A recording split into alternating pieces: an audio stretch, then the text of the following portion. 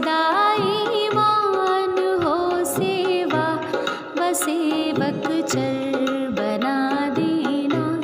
दया कर दान भक्ति का, हमें परमात्मा देना। वतन के वास्ते जीना, वतन के वास्ते मरना, वतन पर जा फिदा करना, प्रभु हमको सिखा देना। दया कर दान भक्ति का, हमें परमात्मा देना।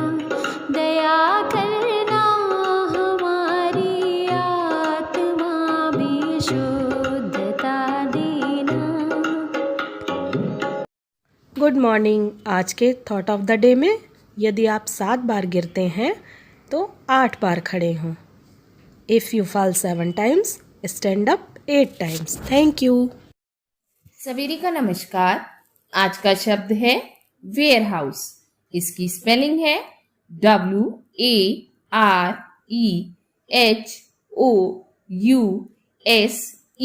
Ware house. इसका हिंदी अर्थ होता है गोदाम अथवा भंडार गृह। आइए इसे कुछ वाक्यों से समझते हैं। He is working as a security guard at a warehouse. वह एक गोदाम में सुरक्षा गार्ड के रूप में कार्य कर रहा है। दूसरा वाक्य, Don't forget to lock up the warehouse. गोदाम को बंद करना ना भूले। आज के लिए इतना ही। धन्यवाद। सवेरे का नमस्कार। वक्त है पहेली का और आज की पहेली है, दर पे तेरे बैठा हूँ, करने को रखवाली, बोलो भैया साथ ले गए क्यों मेरी घरवाली। फिर से सुनिए। दर पे तेरे बैठा हूँ, करने को रखवाली, बोलो भैया साथ ले गए क्यों मेरी घरवाली। इसका उत्तर है ताला। जब भी हम घर से कहीं बाहर जाते हैं और घर पर कोई नहीं होता है तो हम ताला लगा कर जाते हैं और ताले को चाबी से बंद करके चाबी अपने साथ ले जाते हैं।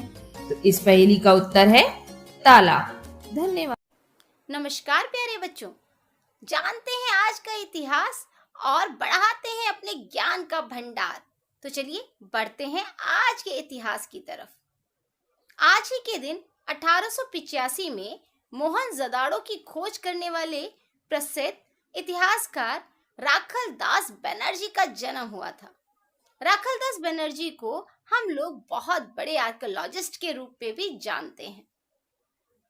आइए बढ़ते हैं अपने दूसरे पड़ाव की ओर। आज ही के दिन सन 1961 में सोवियत संघ द्वारा पहले मानव को या पहले मनुष्य को अंतरिक्ष में भेजा गया था। वह अंतरिक्ष यात्री थे यूरी गागारिन। तो आज का इतिहास आपको बहुत रोचक लगा होगा। इसी के साथ धन्यवाद। आज आपका दिन शुभ हो।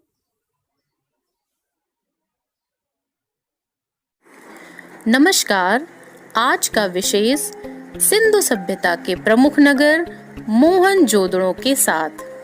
सन 1885 में आज ही के दिन मोहनजोदड़ो की खोज करने वाले प्रसिद्ध इतिहासकार राखल दास बनर्जी जी का जन्म हुआ था। इन्होंने सिंधु नदी के तट पर स्थित मोहनजोदड़ो की खोज 1922 में की थी।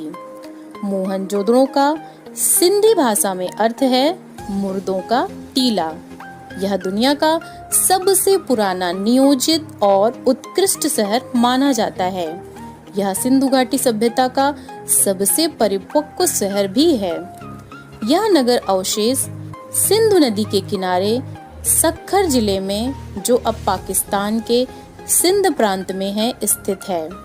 यहाँ पर खुदाई के समय बड़ी मात्रा में इमारतें, धातुओं की मूर्तियाँ और मुहरे आदि मिली।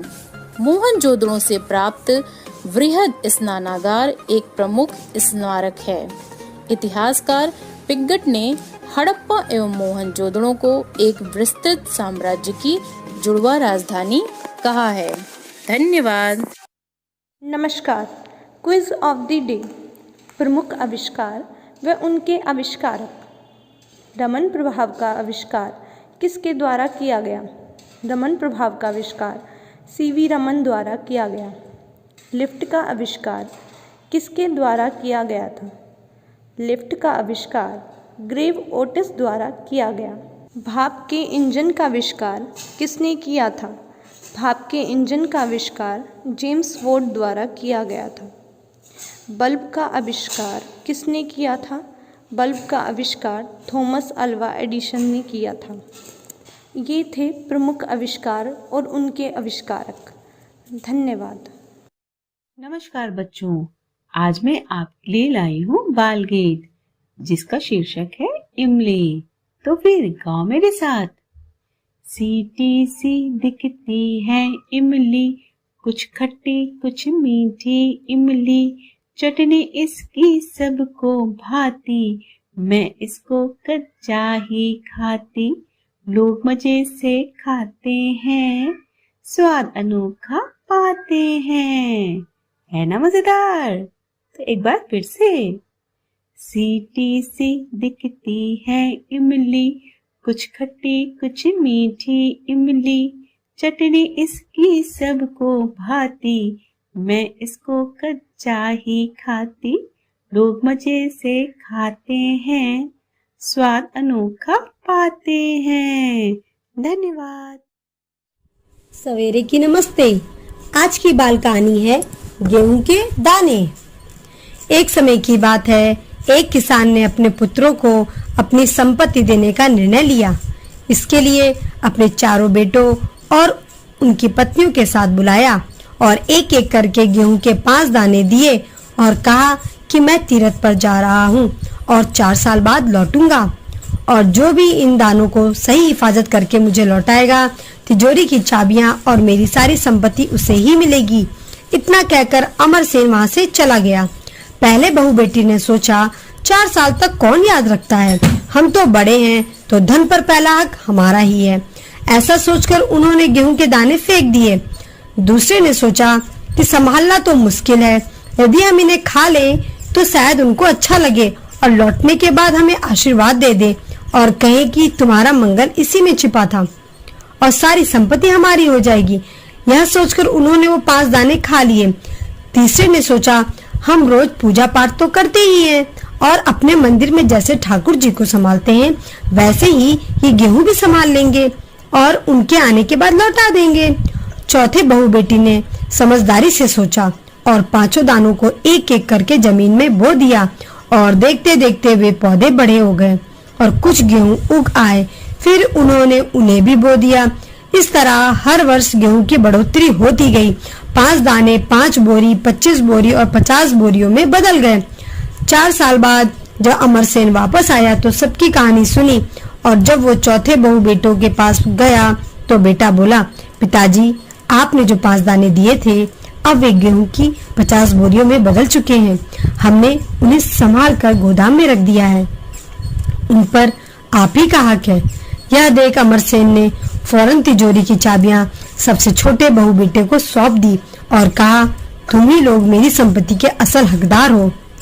इस कहानी से हमें शिक्षा मिलती है कि मिली हुई जिम्मेदारी को अच्छी तरह से निभाना चाहिए और मौजूद संसाधनों, चाहे वो कितने कम ही क्यों ना हो, का सही उपयोग करना चाहिए।